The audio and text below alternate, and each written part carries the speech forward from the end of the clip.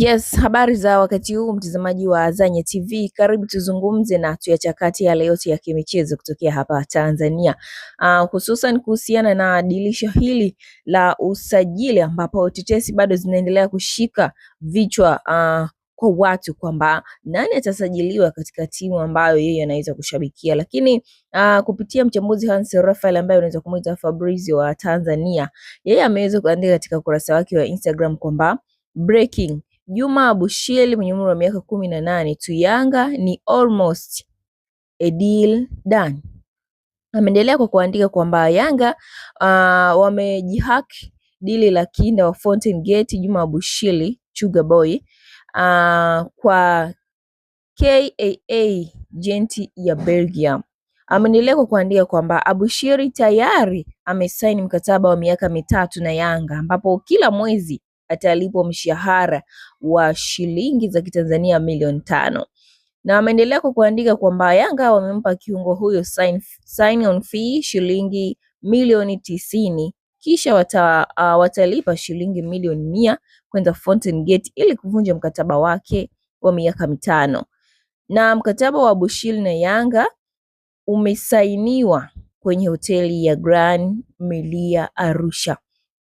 Amemalizia kwa kuandika kwamba kiungo huyo alikuwa na ofa ya kwenda Gent na alitakiwa kuondoka nchini tarehe 12 mwezi wa 8 2026, ila Yanga wamepindua meza na kijana huyo kusainiwa Jangwani. Lakini ngoja nikupitishe kuhusiana na historia fupi ya maisha ya soka ya Juma Abushiri. Na historia yake inaeleza kwamba Juma Isa Abushiri ni mchezaji chipukizi wa Kitanzania. Alizaliwa tarehe 20 Mei 2008. Anacheza nafasi ya wingo wa kulia huku pia akiwa na uwezo wa kucheza maeneo mengi ya ushambuliaji.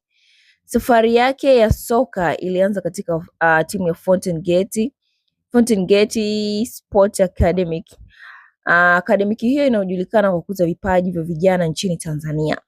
Kutokana na kiwango chake kizuri darasani na uwanjani, alipata ufadhili wa masomo na mpira katika Fountain Gate Secondary School, jambo ambalo lilimsaidia kuendelea kukua kisoka.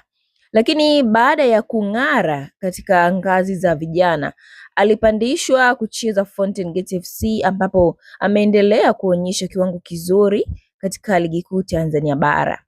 Pia aliwahi kuitwa kuchezea Tanzania under 17, hatua iliyodhihirisha kwamba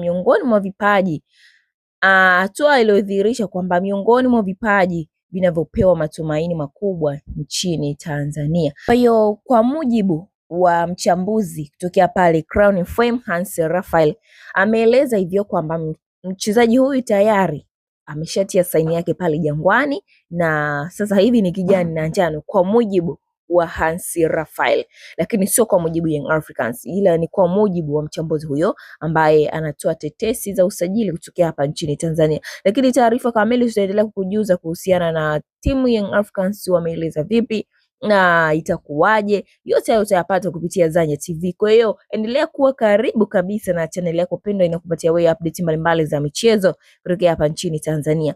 Na usisahau kusubscribe, kulike, kuwasha alama notification ili wa kwanza kabisa kupata update mbalimbali za michezo. Asante na nikutakia saa mwema na endelea kusalia hapa Zanya TV.